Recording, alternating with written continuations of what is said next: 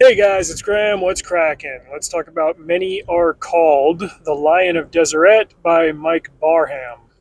I believe it's pronounced Barham. This book, I've had an interesting journey with it. I got to read a beta copy. The publisher reached out to me online. It was like, hey, you want to do some proofreadings? And sure. He's a guy that I know through the internet and sent me this manuscript. And I took a few days and listened to it through Speechify, and I got way more into it than I expected to. I got to give him some feedback. I haven't read the final version. I doubt that too much has changed, but I do want to grab a print copy of this from my library because I will read it again. And if Mike writes a sequel, I'll read that too. I was very impressed with how this book came together, and that was before I knew all that much about the author. So I run in a couple of circles on social media in line, and generally, a lot of the online only friends that I've made tend to be either writers or other members of the Church of Jesus Christ of Latter-day Saints who just post about life as a LDS person. And I ran into Mike through kind of both of those circles because I also just know a lot of independent or very, very part-time LDS authors. Few of them have produced works that I've read. I know that they're writers, but I don't go and like force myself to read everything that everybody that I know has ever written. It's not what I do. But because of the way that this approach came together, I was like, okay, I'll try this book out. It's vaguely set in a post-collapse America. A lot of big cities and a lot of big states have failed, and there are a few pockets of stability across the country. And one of them is Salt Lake and Utah, generally speaking. The main character is a guy that I wasn't paying tremendously close attention to it at first, but as the book went on, I got the impression it's like you never really hear this character's name.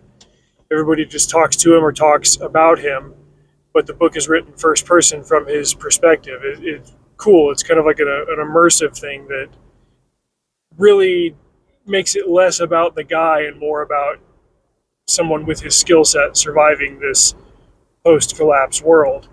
He starts out in Arizona, and he meets a couple of survivors. He's got a few friends and stuff, and he ends up befriending this woman who pre-collapse, she was a gynecologist, and she was married.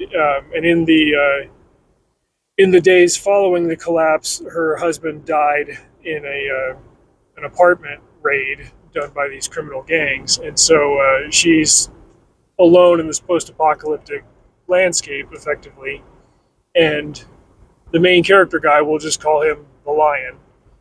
He kind of takes her under his wing, and he becomes like really protective of her, but not in like a romantic advances kind of way. And they find a few other survivors. He knows that she's LDS and she's trying to get to Utah, where she's still got some family and everything. And so they've got to undertake this dangerous journey. But he's a little bit apprehensive about it because he doesn't know what his role will be in a society that is very strongly organized around its religious structure, and he's not a member of the faith. The story isn't predominantly about that, but it does play a very strong role as he tries to figure out what kind of contributions he can make to the further stability of this religious city-state up in Utah. The thing that impressed me about this has a lot to do with my own upbringing. Obviously, I'm a member of the church.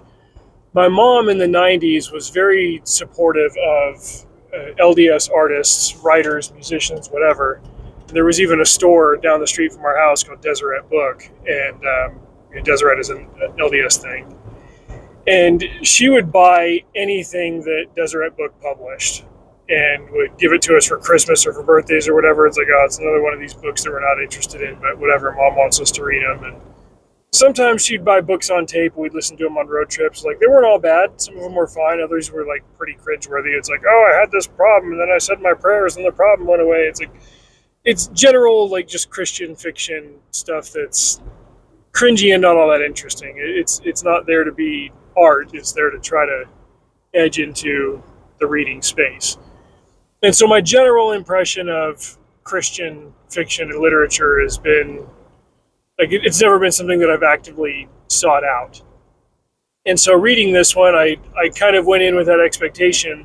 It's like, well, the publisher wants me to give feedback, and I can give feedback on this to kind of make it more palatable and see if they're interested in taking it in that direction. And I didn't really have to do that. Like I gave some feedback and some things here and there. It's like, okay, well, this minor factor here or this thing here could be improved upon, but overall, like the execution on this was great. And for me, the mark of a book that goes from 4 stars to 5 is like I'm not going to pause it and listen to something else for a couple of hours while I'm at work. I want to keep listening and seeing what happens. And this book accomplished that. And for an indie book, that's less common. For LDS fiction, that is less common. But this one did it all very well in spades. Mike Barham went on the Ironside podcast with Brett Kane and did an interview, and I got to listen to that one and find out a little bit more about his background. He's prior service, he's former military. He's been around guns his entire life, and you can tell that he's familiar with guns based on the things that he wrote the character doing in this story. Like he's not faking any of that stuff. It's all very authentic and very believable. And he's also had his own speed bumps in life. He got divorced, and then he met his wife, who he's married to now, who comes from a very strong LDS background, although she's not active in it. And they dated for a long time, and then they got married, and her family was completely cool with him. And that's, I guess, was his springboard into learning about LDS history and LDS culture. He started reading the Saints books. If you're familiar with those are books that the church has put out that kind of chronicles the history, everything from Joseph Smith up to the present day. The 4th volume is out. I still need to read that one.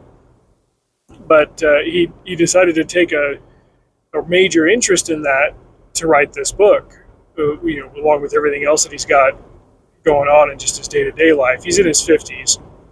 So he's got the majority of his working life behind him, and all of that experience led to the kind of things that he researched and put into this book. But the research really paid off, and it shined through really well, and he managed to write a book that can have mainstream appeal but still be very much about LDS culture and portrays it accurately. About 10 years back, I read Leviathan Wakes by, the pen name is James S.A. Corey, but it's actually 2 writers writing under that pen name. And that's the book that the TV show The Expanse is based on. That series, the book series, is the source material for the TV show. I watched a couple of episodes of the show and couldn't really get into it.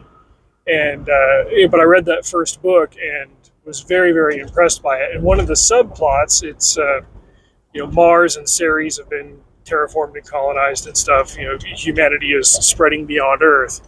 And one of the subplots is that there's a colony on one of these space stations of Mormons that are building a generation ship so that they can basically do in the stars what the 1840 Mormon pioneers did, crossing the plains and crossing North America to settle the Salt Lake Valley. Only they're going to build a 100-year generation ship and go do it out in the stars.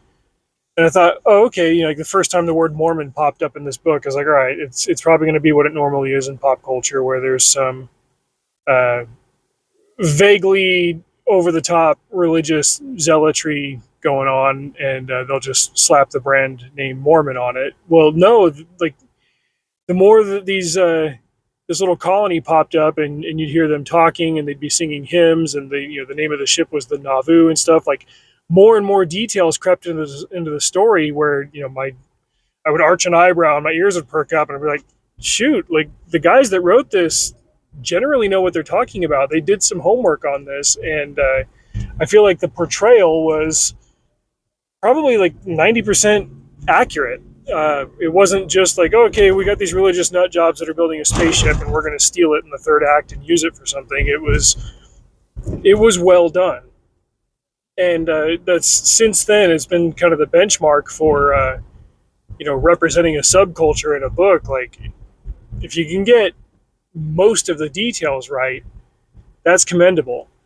And Mike Barham was able to go even above and beyond with this book, with the Many Are Called, writing this character, surviving this world, meeting these people, and kind of integrating himself into their society and finding a role to fill without it being a story of, oh, and then I joined the church and all my problems went away. It's like most of our history is not really about that. It's how would you write a mainstream version of this kind of story? And he just did the homework to make it readable, to make it, what's my standard? To make it great art first. That just happens to be about this thing that A, I personally know a lot about, because B, I live it, and C, it is very important to me. So I gave this book a best of year designation at the time, but I didn't do a video on it because it wasn't completely out yet. I still counted it as a book that I read because, hey, I put in the work to read it, and I gave some detailed notes to the publisher. But overall, I gave a very glowing endorsement of it, and that was before I knew that that Mike wasn't a member, that he was just a guy who was very close to the culture by way of his wife, and had also done the work to research it and to write it accurately. So this was a great book. There was some content in it in terms of violence and language. There was even I don't know if this one made it into the final cut, but there was a rape scene in it where he catches somebody in the act and puts him down. But yeah, I'm going to grab a print copy of this for my library. It's up there with there's another book that the same publisher put out. They put out one of Brett's books, now that I think about it, one of the Frank Sawyer books. So I've got to grab that, and they might be available on Amazon. If not, I'll just link you to the publisher's website. But definitely check out Many Are Called, The Lion of Deseret. Great book. Just a wholehearted endorsement on that one. Anyway, drive safe. See you out there.